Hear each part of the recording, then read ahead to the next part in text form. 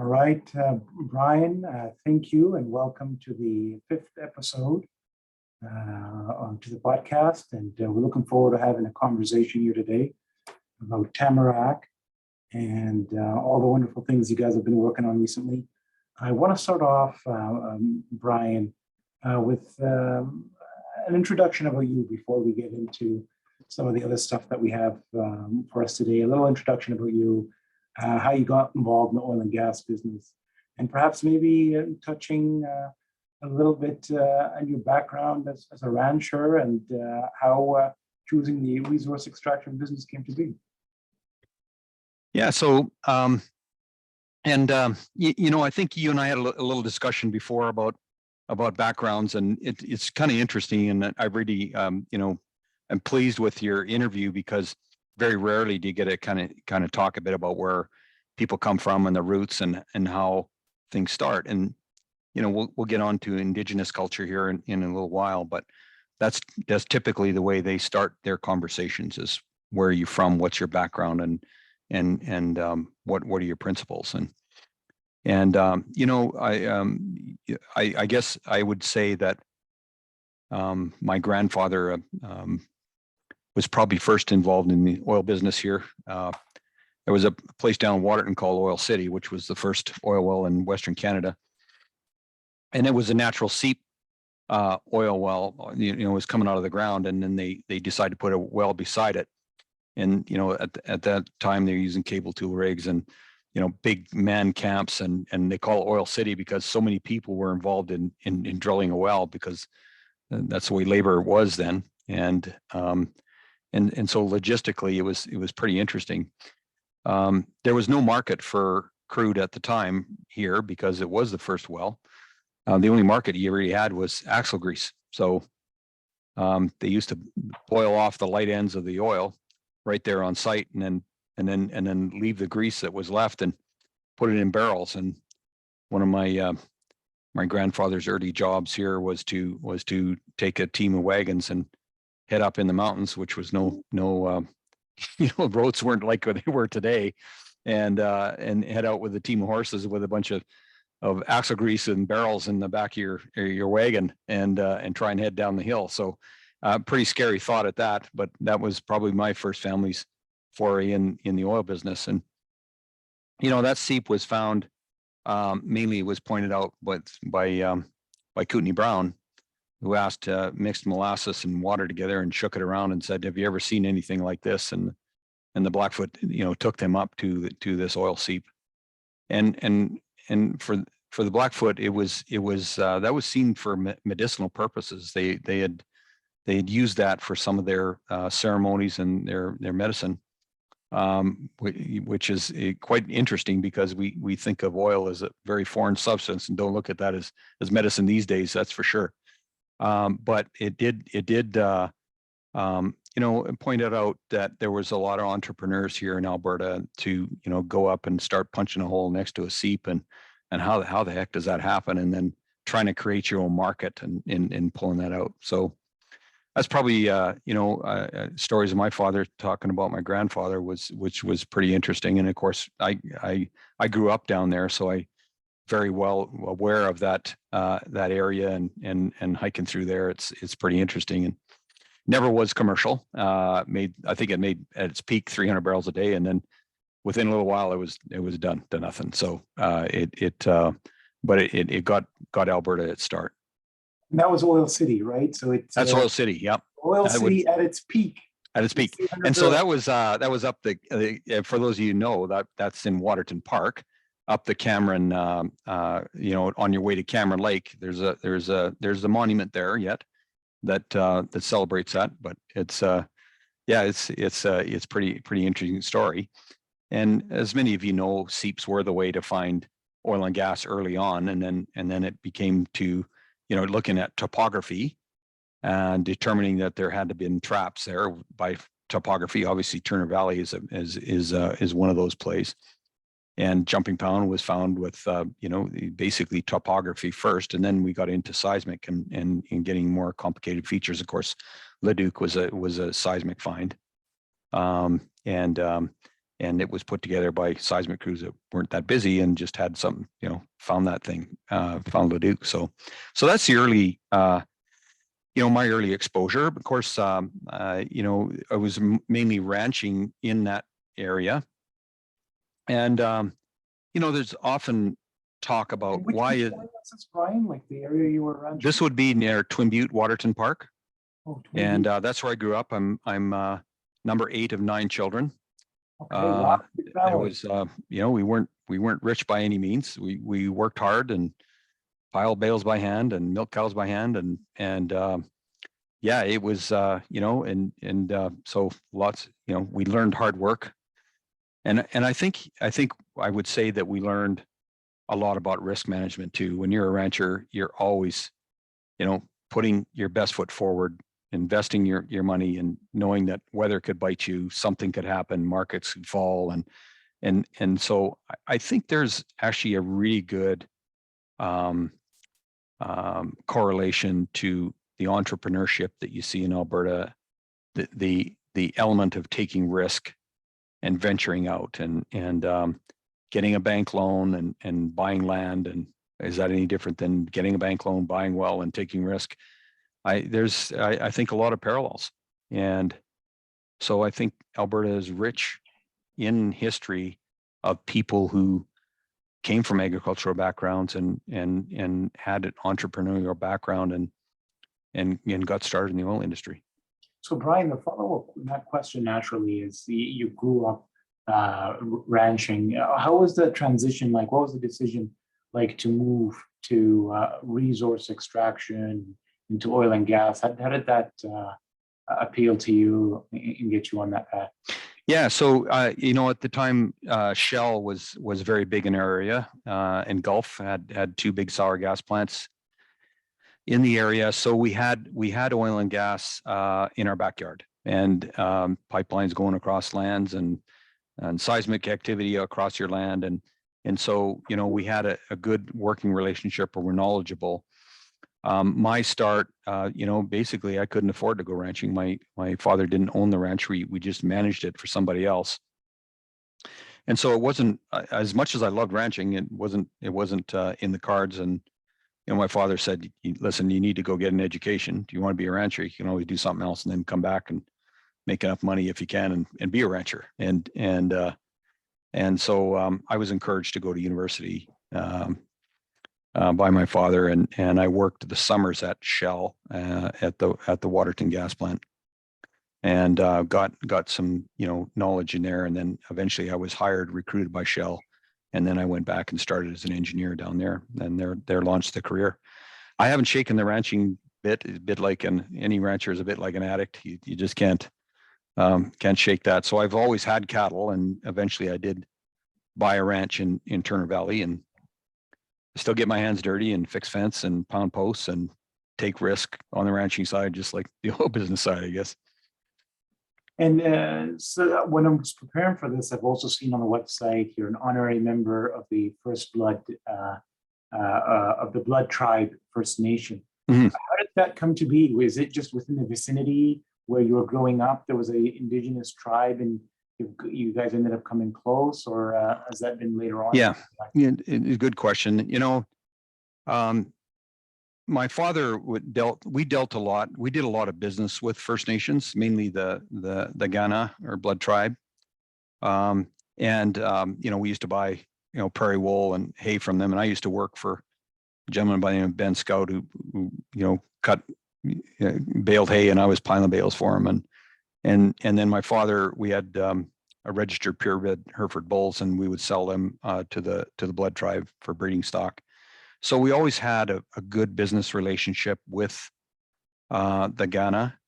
And then at school in Pincher Creek, there was a lot of kids from the Piikani that were in our class in school. So it was not very uncommon for a lot of agricultural people to be intermingled with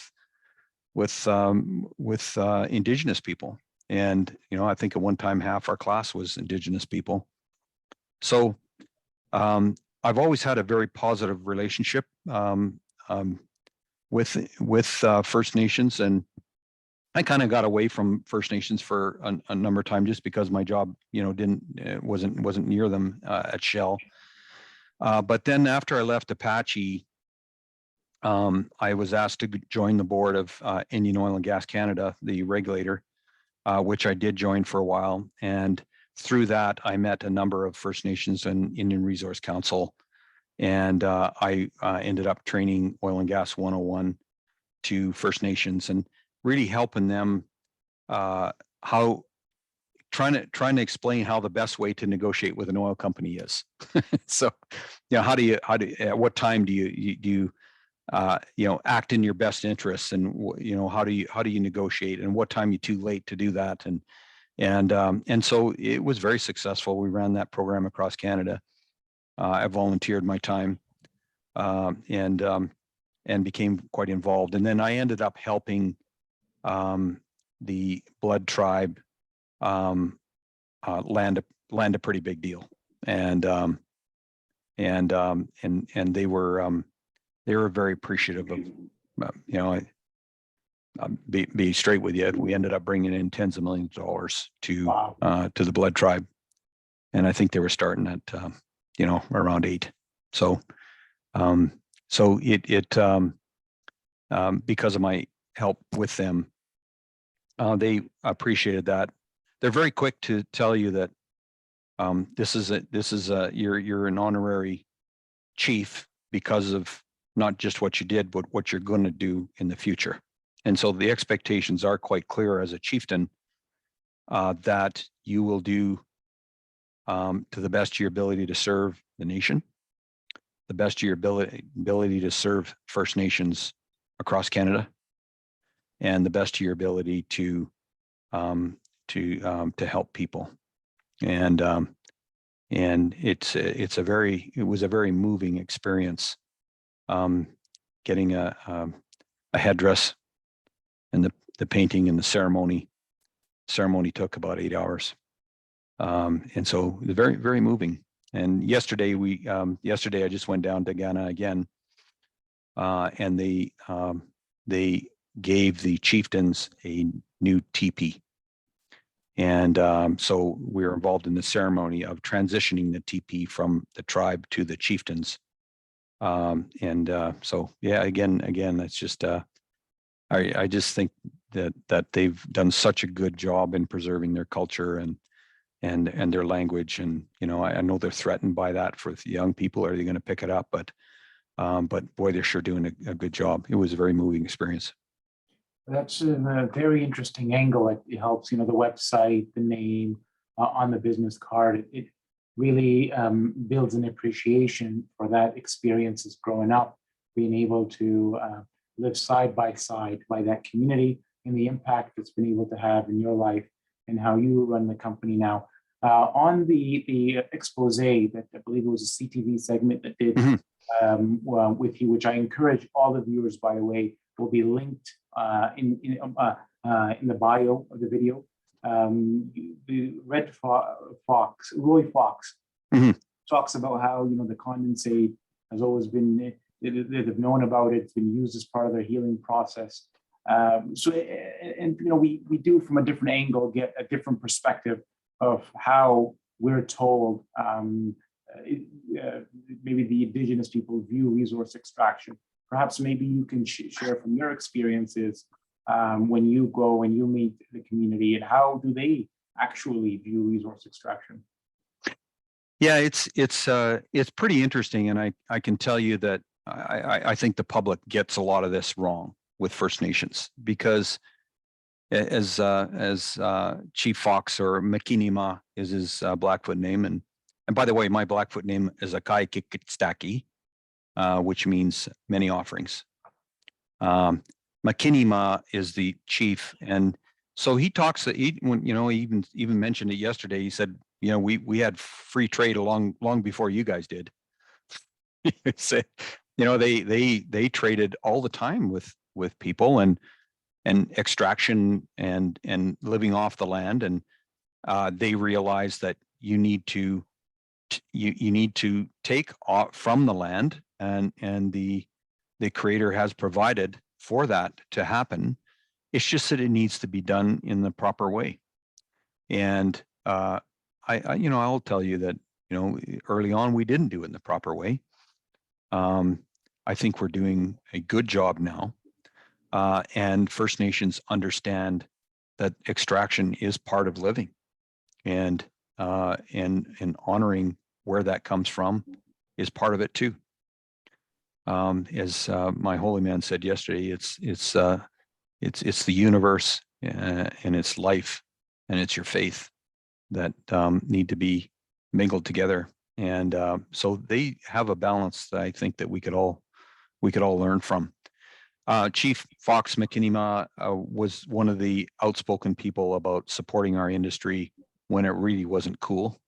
So I give him a lot of credit, because he stood up to newspapers that were trying to pin him down on anti-oil. And he said, you know what, we've been producing oil and gas for 50 years. We've never had a spill. We've never had this happen, never had that happen. And we're still producing, and it's providing for our livelihoods. And so he was very quick to correct misconceptions in the public about that. And a number of chiefs have also spoken out there. And, I think you're, so hey, you and I had a little discussion about what does the future hold, and why, Brian, are you involved in this, and how does, what's the business aspect to that? And aside from helping out First Nations, which I think we do a really good job with, it is going to be the way of the future. You have to, we're on traditional land.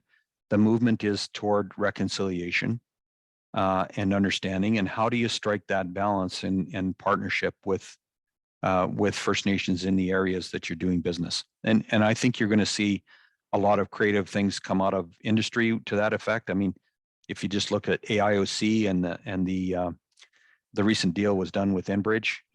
That's a great partnership that's going to occur. And I think you're going to see Tamarack take some very unique steps here going forward to strengthen the partnership we have with First Nations, and allow us to prosper from the land together. Brian, I think this sets us up for the perfect segue into transitioning the conversation towards the oil and gas business. And the follow-up question I have to you is, you ended up growing from Shell. After that, you ended up in Apache Mm-hmm. management role, and you were leading that company for a couple of years. You managed to grow that business from 17,000 BOEs to 120,000 BOEs. Would you be able to tell us, how was that experience like for you, and some of the key insights you've been able to glean with you into now the next journey on forward? And we're going to talk a little bit about Tamarack after. But if you could talk about, what it was operating, more entrepreneurially within a larger conglomerate. Yeah, I think it's pretty interesting because Shell and Apache were polar opposites in the way they operate, and so it was a really good experience for me to get into both. At Shell, I did a lot of the technical, complicated projects, and I was technical supervisor or some role I had in there. And just to give you a bit of background, we were doing enhanced oil recovery when, using gases to extract more after water flood had done its best. And we're doing some crazy things like drilling for CO2 in the Flathead Valley. And then we were going to pipe it up to Turner Valley and Swan Hills, an economic failure, obviously. But they had some pretty grandiose plans, and there was a lot of technical challenges to do with that. Of course, the Mydale Weyburn spun out of that effort, the CO2 flood there.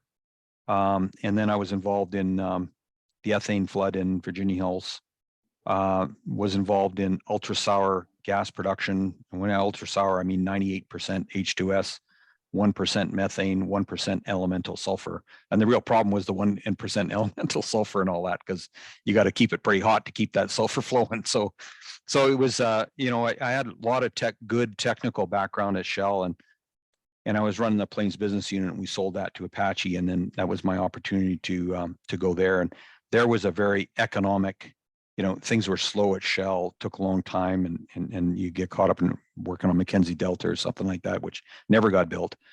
But and then you go to Apache where it's let's get going, get it on production. And I remember we didn't even close the deal and we were drilling wells already before the deal even closed. So they used to have a term called sense of urgency. You had to get things done quickly. And you know what, that did grow very quickly. And I learned a lot there. My first chairman was Floyd Price and he was the president.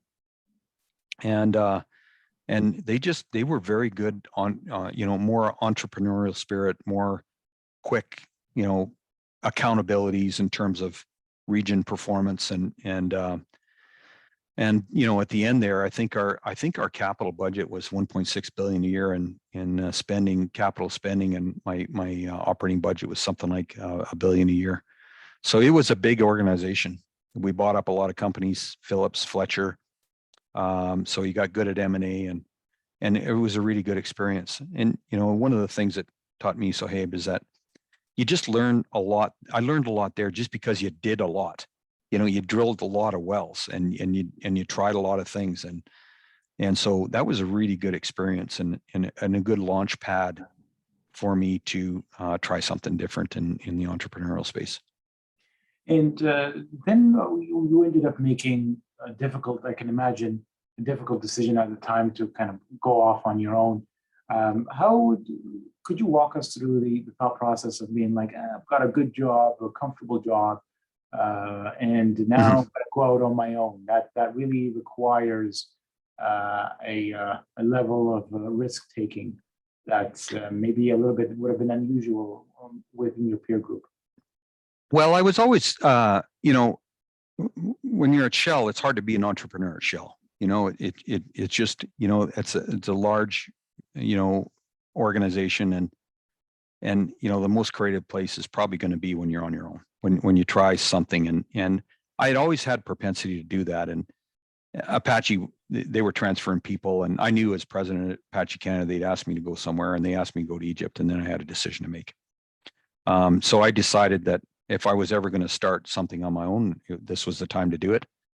And it's just something I've always wanted to do. And like I said earlier in the interview about ranchers and risk and entrepreneurship, I mean, there's a lot of people in Alberta have gotten a great start. This is a very entrepreneurial province. And until you actually get some input from someone who lives somewhere else and comes here, I don't know that you really get an appreciation for it. I just thought it was normal, but it's not normal. This is a very unique sector. And so I just felt I was going to miss out if I didn't try something. And I was probably a little overconfident.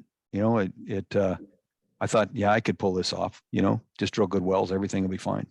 And it's not that way. Trust me, it's not. And it's always that's the way it tends to be. And so as soon as you left there, immediately you started Sear Point and then Tamarack right after. If you could just walk us through how that took place. Yeah, so we got really good at Apache. They were really good at doing these big farm-in deals. So we signed a big farm-in deal with BP.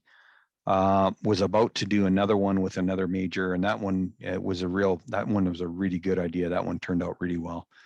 And then 2008 happened, and the private equity player wanted to liquidate. So we put the company up for sale, and despite it going for just a short time, we actually turned a pretty good profit. Just not as much as I think we could have in the long term, but still, I was very. It gave me confidence I could do this again, and then I wanted to try the public arena. I had joined Tusk Energy as a director of John Rooney, who is now my chairman, and got a flavor for what juniors. And I was always warned that gosh, guys that run big companies, getting small is really hard for those guys. But I felt I could do it because Apache, even though they were large, they actually behaved like a small company. I just learned so much there that I felt I could handle that transition. And it worked out really well. And my experience at Tusk and John helping me about what it's like to be in a small company combined with my experience was a real good launching pad. So you went from 120,000 barrels a day to, did you start Cedar Point? You said it was a farming deal. So Yeah, you know what? It was like a, you know what, we had, I had an office. There was 4 people in the office. Like when I say the office, I mean one room. And we were banging away on I got old computers, like, and I remember when we first got it, when we got our first office at Tamarack, we moved the offices in my horse trailer, loaded up the computers in there because we bought them used and put them over into this office and got the end of it, of a rental deal, you know, a lease deal where it was below OPEX we were paying. So Tamarack's first offices was in a horse trailer. Yeah, well, we moved the stuff, yeah, from the horse trailer into this lease, and I remember leasing the thing, and the guy was so upset at me because I offered him less in operating costs, but there's only 6 months left on the lease, so it's nothing or me. So it was like penny pinch city, like it was, you make your own coffee, you just, you know, and then, you know, I remember having investors in, and gosh, you're in their office, like, were they going to be embarrassed by it? But they like that. They like the fact I was jammed in there with other people, and yeah, so it was, you know, you went from everything being done to doing stuff yourself, go and pick up paper, and yeah. And Brian, if you could tell us, even like Tamarack, could you even tell us the inspiration behind the name Tamarack when you first started it? Like, how did the name come to be? Yeah, believe it or not, it's getting hard to find a good name for an oil company, and it took a lot of thought. And you know, Reservoir guy Nels Gunnison, he came up with it because Tamarack, we wanted to do work with Indigenous people, and I was working with IRC at the end, and so we like the fact that Tamarack is an Algonquin name. It's basically Algonquin for a larch tree, and larch trees were. Tamarack trees were used as survey markers in Western Canada because they're tough, flexible, and resilient. And isn't that a great name for a company? Tough, flexible, and resilient. You know, that meaning. So he put out a little paragraph saying what's in a name, and that's what Tamarack means. And what's interesting, Brian, is initially when I was looking at the CDAR documents, I seen okay, well, Tamarack was a reverse RTO, and it started at 700 barrels. And then I learned that you actually started at 0. Could you tell us, like? Yeah, so we started private, and you know, collected friends and family money. I was selling Spear Point at the same time we were going to start Tamarack, and few different people there that went over, and you know, not all the checks were in, and be damned, we were going to post some land in Lochend in the Cardium, and that was an early stage Cardium on that trend. Us and NAL were picking up land, and we were going to post it after I got the company started. Well, the company, we had to hurry up and go because NAL or somebody posted the land. I think it was NAL, and so we had to react. So I had to hurry up. So we were closing Spear Point in one lawyer's office, one lawyer's conference room. All the papers you have to sign, everything. And at the next conference room over, my CFO Ron Hosgen was getting subscription agreements to start Tamarack. So they were working on both deals at the same time, the startup and the close down, because we had to hurry up. I didn't get all the checks in. You had a bunch of friends and family. You know, your brother-in-law might say, "Hey, count me in for 50," but who knows if that's going to show up. And so I had to, you know, this land sale's coming out, and anyone who knows land sales, you have to write a certified check. So the money has to be real. And so we had to hurry up and get that into the land sale, and I didn't have enough money to go to the land sale. So I had to go talk to my wife and say, "Listen, honey, I know these people are good for the checks. Don't worry, it's coming in, but I need a lien on the house." Oh boy. Now, God, I'd never do that again. But it was just something that and the checks did come in, and I was covered. And but yeah, it was just that kind of risk that you took.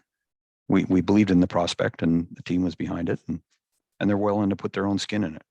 And I think what's really interesting is when you first started off, fracking the Cardium, one of the first guys to be able to do that.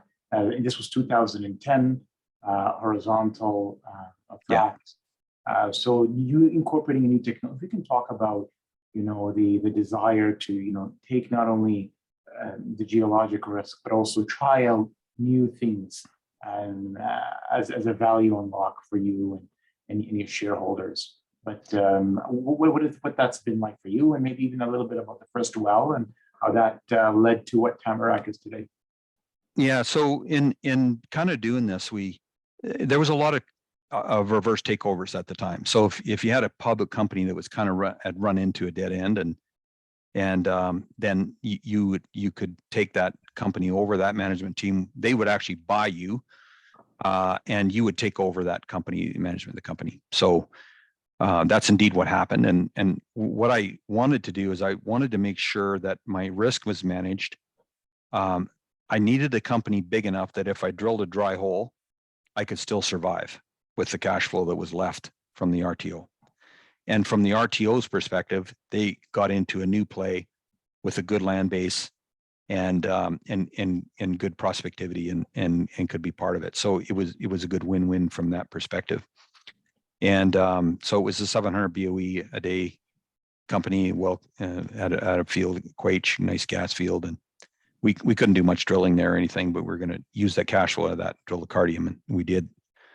Drilled our first well in Lock End, and we didn't know that much about drilling these kinds of wells at the time. That was kind of new technology, and a few guys were getting stuck. Me damned, we didn't get stuck too. So basically, here we are, first well in a mess, $3 million well, drill complete tie-in, and damn, we're stuck with the first one. And you got equipment stuck in the hole.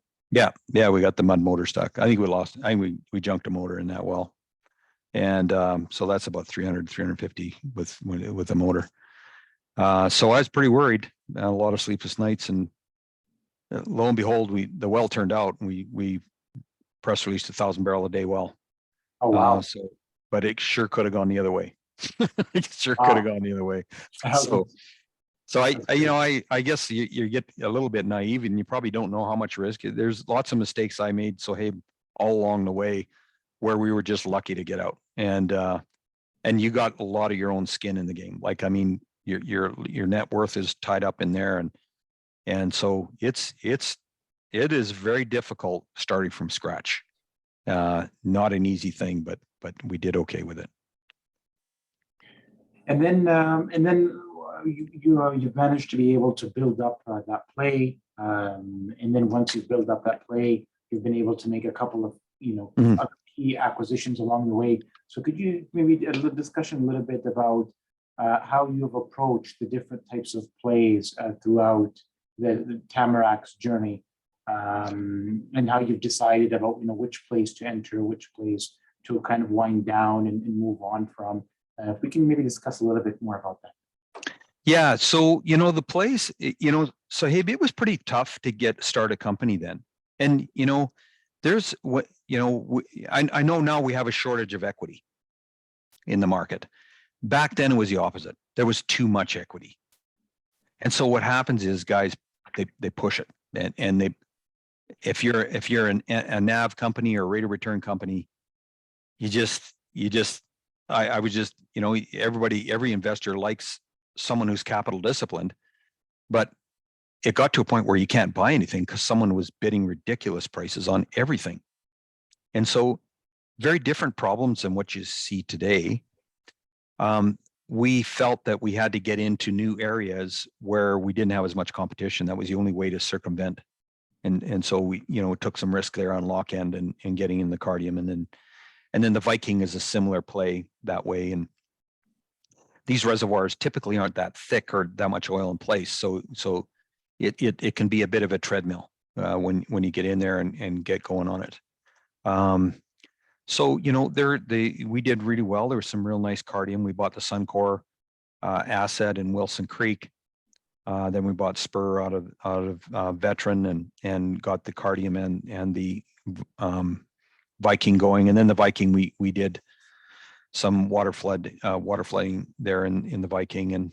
But going into COVID, we were about 18,000 barrels a day with that. And you know, fortunately through COVID, so hey, we locked in a good part of our oil at $65. I think at one time those hedges were worth like $120, $120 million bucks. So, but the banks wouldn't let you sell them because they wanted you to hedge straight. So, and so we did fairly well through COVID, and then we had a good production response on the Viking without putting capital in because of the water flood. So our production was hanging in there. And so coming out of COVID, we were in a position of strength. Balance sheet was good. Banks were phoning up because other people's balance sheets weren't good. And so we were offered a number of assets.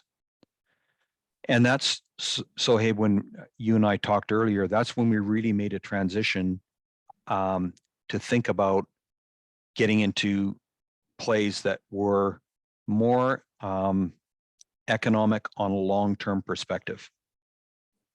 And profit to investment ratio, how many times does an investment pay out versus how quickly and rate of return? Because you can get a nice rate of return Viking well, but it's gone after you get your first payout. Whereas, you know, some of these other plays don't do that. So I think that's what's really intriguing. What I'm gathering here is you started off with the formations with some of the lowest barriers to entry. Mm-hmm. And as you've moved on and transitioned, opportunities have come to you or come to Tamarack rather than Tamarack chasing those opportunities. They've come to Tamarack, and Tamarack has now been able to take advantage of them based on the strength of the balance sheet at the time and some of the great things that you got going for you. Now you're able to transition to a lower decline assets that allow you to be able to now think more longevity of the business, where you're always kind of on a treadmill on some of the some of the fracking operations that you guys were partaking in on the previous plays. Yeah, so let me take you through a little bit of a path, because there was a reset button pushed in 2020 when we redid the strategy. And what we were observing is that investors were wanting longer term. You were if you're going to appeal to generalists, you had to compare yourself to, pharmaceuticals or something like that, or manufacturing, and basically, a lot of the energy specialists were starting to drop out of the space. So what is important to long-term investors? That ask yourself that question. It's probably long-term free cash flow generation. And so they wanted to see your free cash flow generation doing well in the short term, but they also wanted 8 years, 8 years. They wanted to know you're a good, long, sustainable business, that you weren't going to shrink up that free cash flow and start doing exploration wells because you had no inventory. So what's the best way to add inventory is, get in the great dirt and do it that way. But it's also to slow your decline down, as you mentioned. And so when you get into plays and you look at how many times investment pay out, there's a good chart in our current presentation that talks about, okay, everyone talks payout. When you get your payback, anything considered a year payback, that was great. And nobody asked the question, when does the second one come? And lo and behold, when you look at some of these plays, they really don't get a second payback. Or it's so long in the future that it doesn't count. Good rate of return, good payout, but it's gone after that. And so the Clearwater and the Charlie Lake started to float to the top as good, solid PIR plays that are going to be around a while, especially the Clearwater. Basically in Martin Hills, I think Ian and Spurs had some wells pay out like 12 to 15 times. My goodness, it's just incredible. So I've never seen a play in my career that can generate these kinds of returns on a consistent basis. And if you look at how efficiently Ian was building production, it's incredible. And they just hang in there. So your maintenance capital is fairly low. It's easy to crank up more production if you want it, but basically you can generate a lot of free cash flow just by maintaining these things. And I think Cardium Viking, our corporate decline was somewhere around 38%. Here we are growing the business, and we're were, in the 25 to 28%, and that's a lot less maintenance capital. And once you do water flood, it'll drop from there.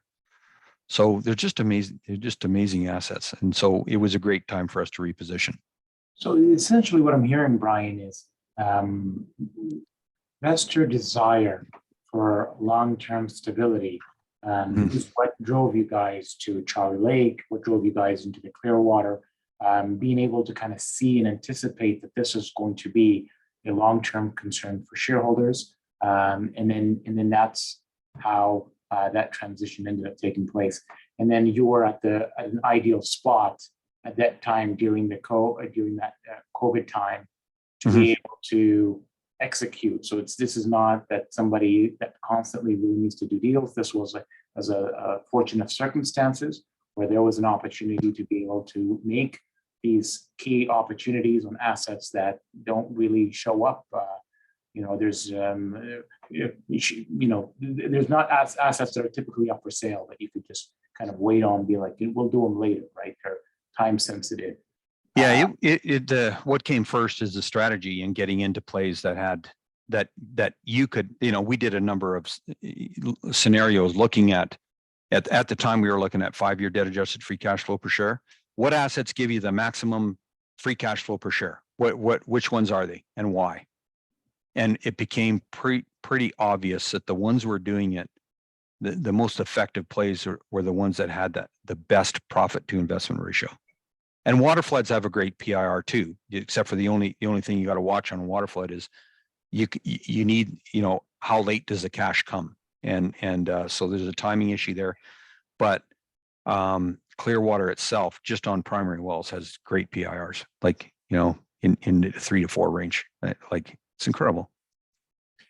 And then, so now, once that has taken place and the decision was made that this is where we have to target, if you could just walk us through these acquisitions, how that have come to be, so we could just summarize those, and then we're going to get into the main one, which is the Delta Stream. So we could talk about those acquisitions along the way until we get to Delta Stream. Yeah, so we picked the areas where we wanted to play because of the strength of the debt adjusted free cash flow per share that we could get with those plays, and that was the Charlie Lake and the Clearwater.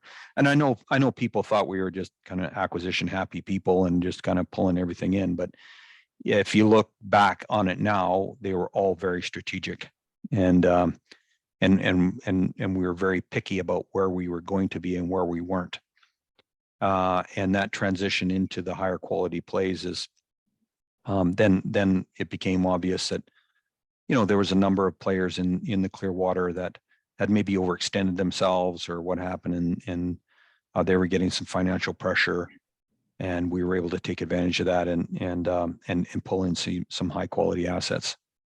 And then we had Anegada, of course, in the Charlie Lake, and so I would imagine shareholders looked at that or people and just saying, gee, it looks like they're all over the place. But it was a very deliberate transition from thinner, lower oil in place, Viking and Cardium fractured plays into more conventional plays that have multiple paybacks.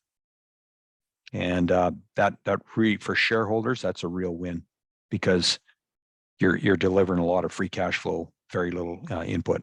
If you look at the Charlie Lake and Clearwater last year in the Nipissing area and exclude the acquisitions, we put in, I think in both those somewhere around $100 million. We grew production a lot, and we returned about $100 million each one of those areas in free cash flow. It's incredible that you can grow production and return that much cash at the same time. Only through high quality assets can you do that. The follow-up to that is what I've gathered, the whole idea is multiple paybacks equals to low declines. And low decline is what ultimately is being chased here. So for our viewers, low declines is the name of the game. Yeah, it's basically, so is looking at that maintenance capital, driving that maintenance capital down. It's hard to do that with unconventional plays, because when you have a fracked well, you get into the areas of high decline. when you're getting your wellbore access and your inflow from drilling more meters, but not fracking, as the case of Clearwater, we have 11, 12,000 meters in a well in pay zone, but they're not fracked. They just bleed into the wellbore, and you've got enough meters in that it makes a good well. And so you have less decline on that kind of technique. And if you look on the Peters chart, where they look about wells that get their second payback, I think the top 5 or 6 plays are all conventional, if I'm not mistaken. Charlie Lake is a bit of a hybrid. It's got pockets of conventional and pockets of tighter stuff. And yeah, you're putting fracks in, but they're small fracks. They're nothing like a Montney or a Duvernay, or very, very, very small. So so it behaves a little bit more, have a higher decline certainly than Clearwater, but nothing like it. Nothing, it is still more of a conventional play. This is great. And there's a couple of other items that I wanted to go into, but we do have a hard stop here at 5. So I want to be able to, bring this all together and put a pause to it now, and then perhaps we can entertain a couple of the other segments at a future date, have maybe a part 1, part A, part B component to this discussion. So we'll leave it over here. Thank you so much for doing this, Brian. And we'll end this here. And I'll be excited to have you again for the part B session. Yeah, and so Abe, I must give you a lot of credit for, you're trying to dig a little bit deeper than what you would normal on investor presentation. You're trying to find out about the person and how things work and what makes a person tick. And whenever you go raise private equity, that's the first place they start, is the same thing. What's the person like that's running it? What's the background? What's his risk tolerance for risk? Is he careless with money? Does he have his own skin in the game? I got a lot of skin in the game here. A lot of my net worth is here. And so I think you're very wise to dig into a little deeper than most and get your viewers an idea of what kind of person and what kind of philosophy they have putting a company together. Absolutely. And that comes just from having personal relationships with investors that have a significant portion of their finances invested in the company, and understanding the questions that they're asking, understanding where their head is at, understanding the disconnect that's currently in place, where you're thinking to yourself, what is it like on the other side? And this gives us the opportunity for those investors that I talk to on a regular basis to be like, oh, wow, this is what it's really like. This is what it's really actually thinking. And that's why I wanted to start off with maybe some of those questions that maybe some of the viewers may be like, well, how does this relate to oil and gas? But I think it's, in the end of the day, people run businesses, and by understanding the people behind it, you'll be able to better understand the business. So I think this is perhaps be a great place to leave this part A of this session, and then in part B, I think we'll be able to delve a little more on company-specific questions that I have. Perfect. Yeah, perfect. Okay, thank you very much. Yeah, all the best.